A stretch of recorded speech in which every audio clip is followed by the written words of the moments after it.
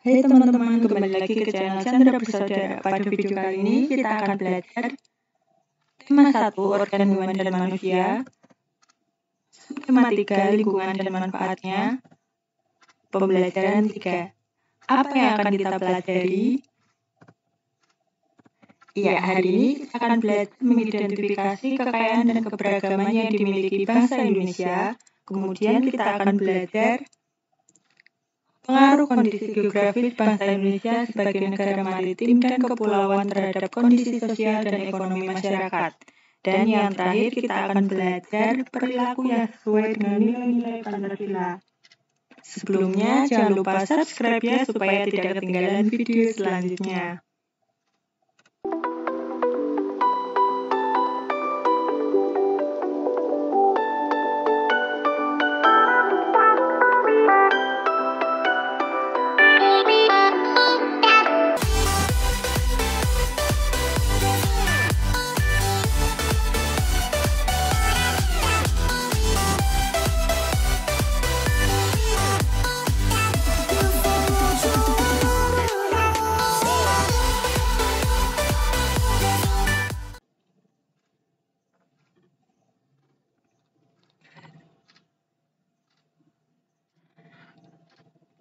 Lani sangat kagum dengan potensi alam yang ada di wilayah Madura, mulai bahan tambang, hasil hutan, sampai dengan hasil pertanian dan hasil lautnya. Semua itu bisa dimanfaatkan dengan sebaik-baiknya untuk meningkatkan taraf kehidupan masyarakatnya.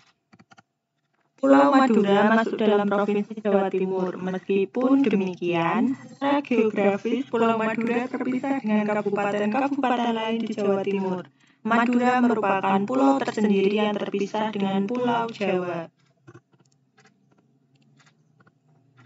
Untuk mencapai Pulau Madura harus melewati Selat Madura. Namun sekarang ini berkat kemajuan pembangunan nasional telah dibangun jembatan Suramadu yang melintasi Selat Madura dan menghubungkan Surabaya dengan Madura. Dengan demikian, untuk mencapai Pulau Madura bisa melalui perjalanan darat. Kondisi Pulau Madura yang terpisah dengan Pulau Jawa tersebut merupakan contoh kecil kondisi geografis Indonesia pada umumnya.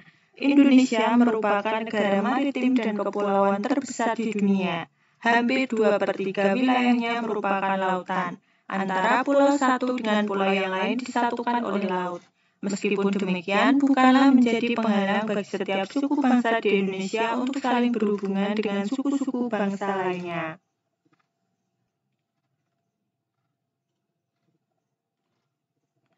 Kondisi geografis Indonesia sebagai negara maritim dan kepulauan menyimpan potensi yang besar dalam berbagai bidang, seperti bidang ekonomi, sosial, budaya, dan transportasi. Potensi-potensi tersebut dapat menjadi modal yang penting dalam pembangunan nasional guna mewujudkan kesejahteraan masyarakatnya.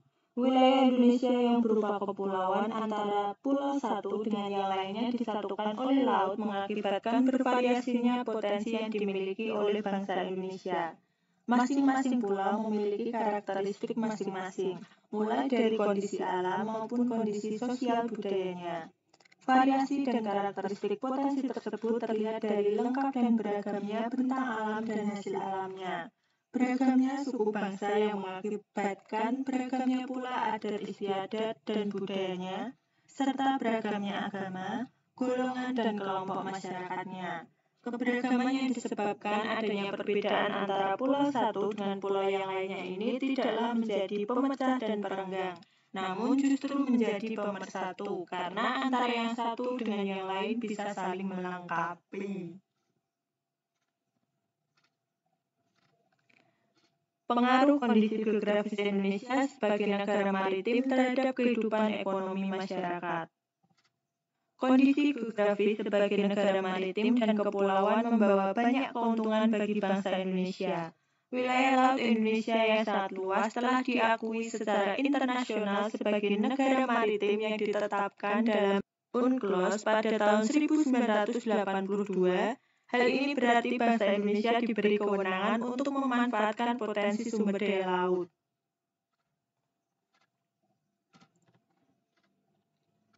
Cakupan wilayah yang sangat besar dan luas, tentu saja Laut Indonesia mengandung keanekaragaman sumber daya alam laut yang sangat potensial, baik hayati maupun non-hayati. Sumber daya alam laut tersebut antara lain ikan, terumbu karang dengan kekayaan biologi yang bernilai ekonomi tinggi, wisata bahari, sumber energi minyak dan gas bumi, bahan mineral, dan juga media transportasi antar pulau. Semua potensi alam tersebut tersedia dalam jumlah yang besar dan tersebar di seluruh wilayah Indonesia. Besarnya peluang ekonomi dari pemanfaatan potensi sumber daya laut yang sedemikian besar ini tentunya dapat memberikan kontribusi bagi kehidupan ekonomi masyarakat Indonesia, hingga pada akhirnya juga akan memberikan kontribusi bagi kesejahteraan bangsa. Kelompok masyarakat yang bisa merasakan langsung potensi kekayaan sumber daya kelautan ini adalah masyarakat yang berada di pesisir. Banyak jenis pekerjaan yang bisa diusahakan untuk menunjang kehidupan ekonominya.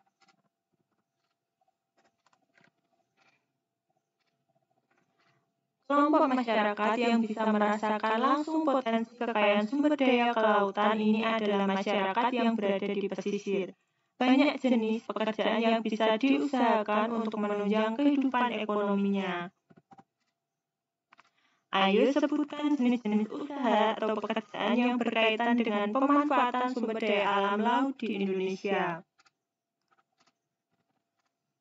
Ya, jenis pekerjaan yang berkaitan dengan pemanfaatan sumber daya laut yang pertama nelayan, 2 petani garam, 3 petani rumput laut, 4 penambang minyak bumi, 5 petani budidaya kerang mutiara, 5 penyelam tradisional pencari teripang.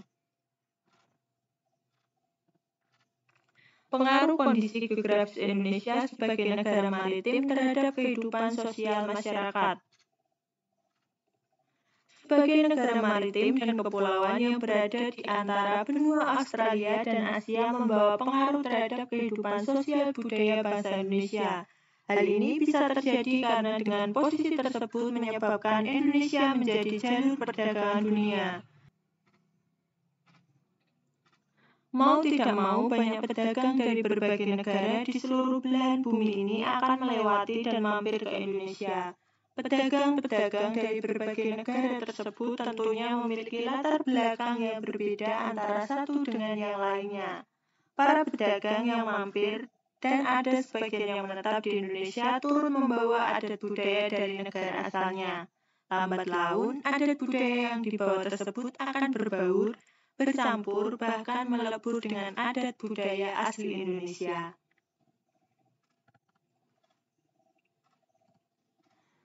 Berikut adalah beberapa dampak yang diakibatkan oleh letak dan kondisi geografis bangsa Indonesia sebagai negara maritim atau kepulauan.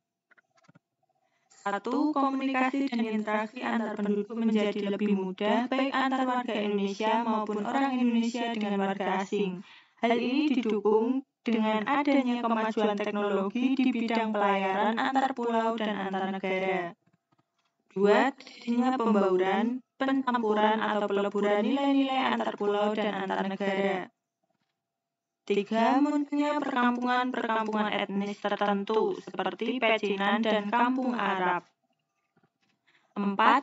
Terjadinya perubahan perilaku masyarakat karena pengaruh masuknya pola dan nilai perilaku dari pulau, daerah maupun negara lain. 5. Terjadinya perpindahan ilmu, pengetahuan, dan teknologi. Ada dampak positif, tentunya juga ada dampak negatifnya. Coba ceritakan berbagai dampak yang timbul sebagai akibat dari letak dan kondisi geografis Indonesia sebagai negara maritim dan kepulauan. Ya, disajikan dalam bentuk tabel dampak positif dan dampak negatif. Dampak positif yaitu Indonesia mendapatkan banyak curah hujan yang tinggi dikarenakan terletak pada garis khatulistiwa yang membuat kayanya sumber daya alam seperti lebatnya hutan tropis di Indonesia. Sedangkan dampak negatifnya, Indonesia rawan terkena bencana alam seperti gunung meletus, gempa bumi, dan sebagainya. Bersama kelompokmu, buatlah clipping gambar tentang kondisi ekonomi dan sosial masyarakat sebagai akibat dari kondisi geografis Indonesia sebagai negara maritim. Kumpulkan gambar-gambar yang sesuai yang bisa kamu dapatkan melalui surat kabar, majalah, buku, atau internet. Berilah penjelasan singkat dari setiap gambar yang kamu kumpulkan. Susunlah gambar-gambar yang telah kamu kumpulkan menjadi sebuah buku. Ya, contohnya ada gambar nelayan, petani garam, petambak udang atau ikan, petani rumput laut, perajin kerang, dan budidaya kerang mutiara. Susunlah laporan singkat mengenai clipping yang telah kamu buat, kemudian presentasikan di hadapan guru dan teman-temanmu. Ya, pengaruh kondisi geografis bangsa Indonesia sebagai negara maritim terhadap kehidupan ekonomi dan sosial masyarakatnya. Kehidupan ekonomi. Pengaruh kondisi geografis bangsa Indonesia sebagai negara maritim terhadap kehidupan ekonominya. 1. Menambah devisa negara. 2. Sebagai pusat perekonomian di antara dua benua dan dua samudera. 3. Perkembangan pariwisata di Indonesia menjadi lebih pesat. 4. Sebagai jalur perdagangan internasional. Dan yang kelima, sebagai destinasi pariwisata utama. Kehidupan sosial. Pengaruh kondisi geografis bangsa Indonesia sebagai negara maritim dan terhadap kehidupan sosialnya. 1. Pakaian Indonesia semakin modern. 2. Adanya kulturasi budaya asing dengan budaya lokal. 3. Mempunyai keanekaragaman budaya. 4. Dapat dengan mudah menyebarkan budaya di Indonesia. Bangsa Indonesia dikenal sebagai bangsa maritim sejak zaman dahulu, bahkan sempat mencapai kejayaan pada masa Kerajaan Sriwijaya dan Majapahit.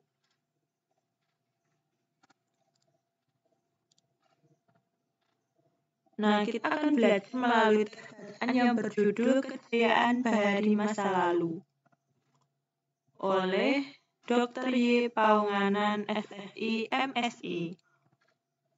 Sejarah telah mencatat bahwa kejayaan bahari bangsa Indonesia sudah lahir sebelum kemerdekaan. Hal ini dibuktikan dengan adanya temuan-temuan situs prasejarah maupun sejarah. Penemuan situs prasejarah di gua-gua Pulau Muna, Seram, dan Arguni yang dipenuhi oleh lukisan-lukisan perahu layar menggambarkan bahwa nenek moyang bangsa Indonesia merupakan bangsa pelaut. Selain itu, ditemukan kesamaan benda-benda sejarah suku aborigin di Australia dengan benda-benda sejarah yang ditemukan di Pulau Jawa. Penemuan ini menggambarkan bahwa nenek moyang bangsa kita telah melakukan hubungan dengan bangsa lain, yang tentunya menggunakan kapal-kapal layar. Kerajaan Sriwijaya bahkan memiliki armada laut yang besar dan kuat. Armada Laut Sriwijaya mampu menguasai jalur perdagangan laut dan memungut cukai atas penggunaan laut. Pengaruh Sriwijaya meliputi Asia Tenggara. Hal ini dibuktikan dengan catatan sejarah bahwa terdapat hubungan erat dengan Kerajaan Champa yang terletak di antara Kamboja dan Laos. Kerajaan Mataram kuno di Jawa Tengah mampu membangun Candi Borobudur. Pada candi tersebut terdapat relief berupa gambar perahu layar dengan tiang-tiang layar yang kukuh dan menggunakan layar segi empat yang lebar. Kerajaan Singosari di bawah kepemimpinan Raja Kertanegara pun juga memiliki armada kapal dagang yang mampu mengadakan hubungan-hubungan dagang lintas laut. Bahkan perkembangan Kerajaan Singosari dianggap sebagai ancaman bagi Kerajaan Tiongkok dengan rajanya Kubilai Khan. Raja Kubilai Khan mengirimkan armada perangnya dan mendarat di Pulau Jawa. Pada masa itulah Raden Wijaya mendirikan Kerajaan Majapahit. Kerajaan Majapahit kemudian berkembang menjadi kerajaan maritim yang besar. Kerajaan Majapahit memiliki pengaruh dan kekuasaan yang luas meliputi wilayah Nusantara. Dengan kekuatan armada lautnya dan didukung oleh kemampuan perang Patih Gajah Mada, wilayah Kerajaan Majapahit kian luas. Dengan bukti-bukti sejarah inilah tidak bisa dielakkan bahwa kejayaan bahari bangsa Indonesia telah ada sejak zaman dahulu. Namun dalam perjalanannya, kejayaan bahari ini mulai mengalami keredupan seiring terjadinya penjajahan Belanda dengan praktik kebaharian kolonialnya. Pada masa kolonial Belanda, masyarakat Indonesia dibatasi berhubungan dengan laut. Misalnya larangan berdagang selain dengan pihak Belanda. Padahal sebelumnya telah muncul beberapa kerajaan bahari Nusantara. Hal ini mengakibatkan budaya bahari Indonesia memasuki masa suramnya. Pada masa kolonial Belanda juga terjadi pengikisan semangat bahari bangsa Indonesia, dikarenakan pemerintahan kolonial lebih mementingkan bidang agraris untuk kepentingan mereka dibandingkan dengan bidang kemaritiman. Pemerintah kolonial menggenjot bidang agraris dengan tujuan untuk memenuhi kepentingan dagang rempah-rempah mereka dengan negara-negara di Eropa. Tentukan ide pokok dari masing-masing paragraf bacaan.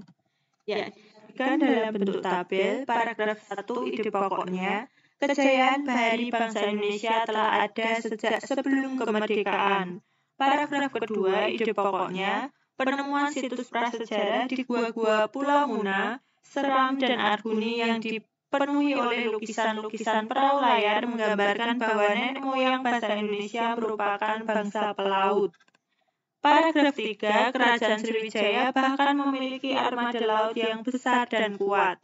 Paragraf keempat, ide pokoknya, Kerajaan Mataram kuno di Jawa Tengah mampu membangun Candi Borobudur. Paragraf kelima, ide pokoknya, Kerajaan Singosari di bawah kepemimpinan Raja Kertanegara pun juga memiliki armada kapal dagang yang mampu mengadakan hubungan-hubungan dagang lintas laut. Paragraf 6, pada masa itulah Raden Wijaya mendirikan Kerajaan Majapahit kemudian berkembang menjadi kerajaan maritim yang besar. Paragraf ke-7, ide pokoknya, dengan bukti-bukti sejarah inilah tidak bisa dielakkan bahwa kejayaan bahari bangsa Indonesia telah ada sejak zaman dahulu. Paragraf ke-8, pada masa kolonial Belanda, masyarakat Indonesia dibatasi berhubungan dengan laut. Misalnya larangan berdagang selain dengan pihak Belanda pada sebelumnya telah muncul beberapa kerajaan bahari Nusantara. Paragraf ke-9, ide pokoknya, pada masa kolonial Belanda juga terjadi pengikisan semangat bahari bangsa Indonesia, dikarenakan pemerintahan kolonial lebih mementingkan bidang agraris untuk kepentingan mereka dibandingkan dengan bidang kemaritiman. Keberagaman yang disebabkan adanya perbedaan antara pulau satu dengan pulau yang lainnya tidaklah menjadi pemecah dan perenggang, namun justru menjadi pemersatu karena antara yang satu dengan yang lain bisa saling melengkapi. Hal ini sesuai dengan semangat persatuan dan kesatuan seperti pencerminan nilai-nilai Pancasila, khususnya sila persatuan Indonesia. Selain itu juga mencerminkan nilai-nilai yang terkandung sila keadilan sosial bagi seluruh rakyat Indonesia.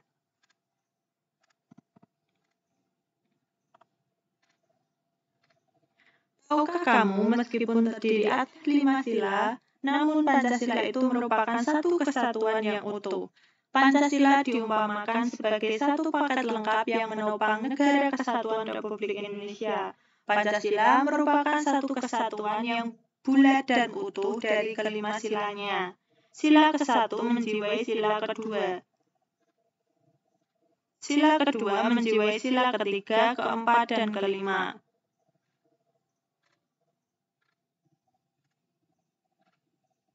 Sila kedua dijiwai oleh sila ke-1, ketiga, keempat, dan kelima, dan begitu seterusnya. Kelima sila tidak bisa lepas satu dengan yang lainnya. Walaupun masing-masing sila mempunyai nilai-nilai sendiri, tetapi hubungan antar sila merupakan hubungan yang utuh dan saling terkait. Setiap sila yang membentuk Pancasila merupakan unsur yang mutlak yang membentuk kesatuan, bukan unsur pelengkap. Artinya satu sila menjiwai dan dijiwai oleh sila-sila yang lain. Sila pertama menjiwai sila kedua, ketiga, keempat, dan kelima, dan demikian seterusnya.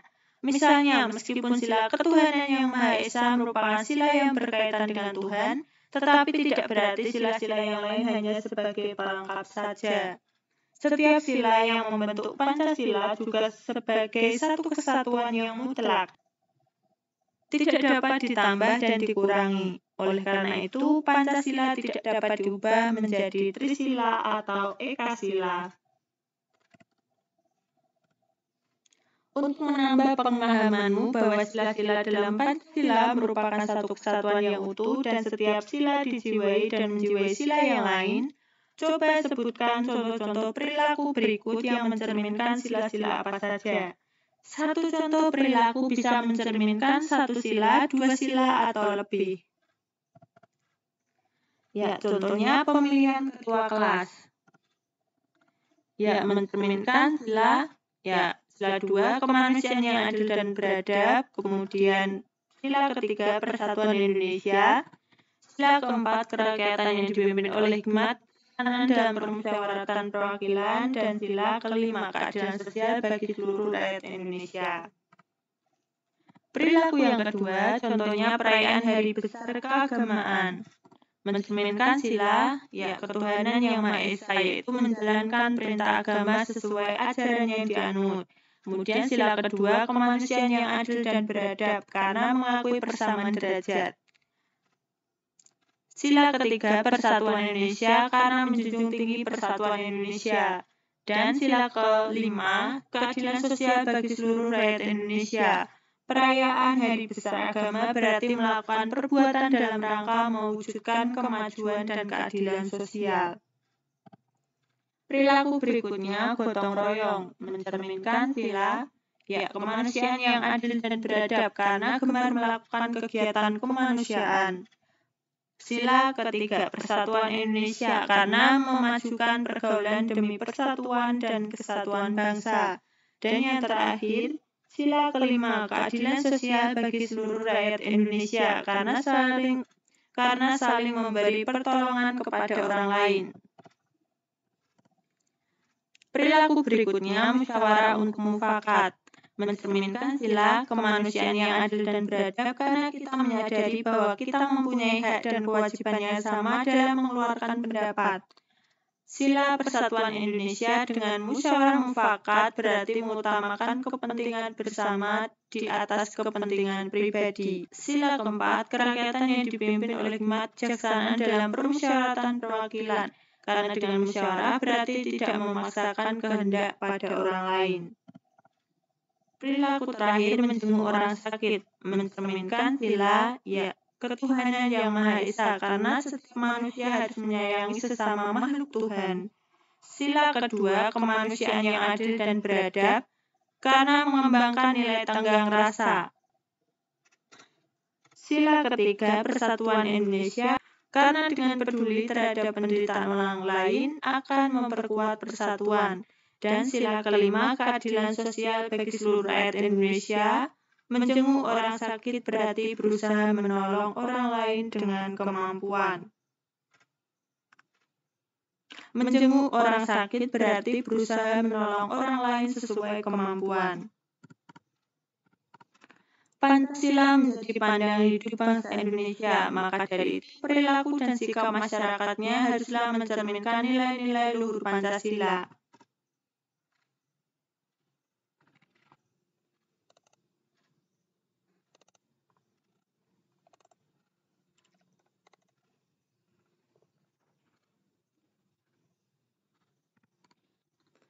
Salah satu pengambilan keputusan yang sesuai dengan nilai-nilai Pancasila adalah pelaksanaan musyawarah untuk mencapai mufakat.